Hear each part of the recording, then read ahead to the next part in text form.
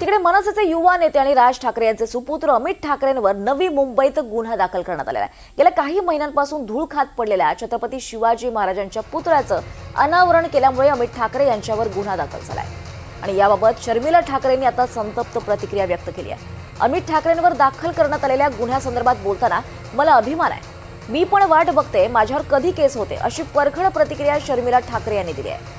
शिवरायांच्या पुतळ्याच्या लोकार्पणासाठी वेळ मिळाला नसेल असं म्हणत लेकावरील दाखल गुन्ह्यासंदर्भात भूमिका मांडली आहे। तसंच 1800 कोटींचा जामीन घोटाळा होतो पण गुन्हा दाखल होत नाही असं म्हणत पार्थ पवार यांच्या जमीन घोटाळ्यावर सुद्धा त्यांनी भाष्य केलं आहे।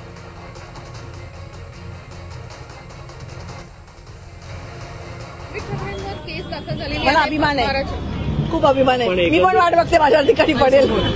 पण एकंदर पाहिलं गेलं तर नवी मुंबईला ज्या काही गोष्टी घडल्या एवढ्या दिवसापासून तो पुतळा तसा होता, माती साचली होती, माती होती बाई। मी पण काल व्हिडिओ बघितला, मातीने माखलेला होता। आपण तुम्हाला खरं सांगू का, ह्यांना निवडणुकीसाठी फक्त महाराज आठवतात। जसं परवा साहेब बोलले की शिवाजी महाराजांच्या किल्ल्यांवरती तुम्ही नमो सेंटर उघडताय, तिथे ऑलरेडी महाराष्ट्र सरकारची टुरिझम सेंटर्स आहेत जी सरकारी आहेत, ती तुम्ही रिफर्बिश करा।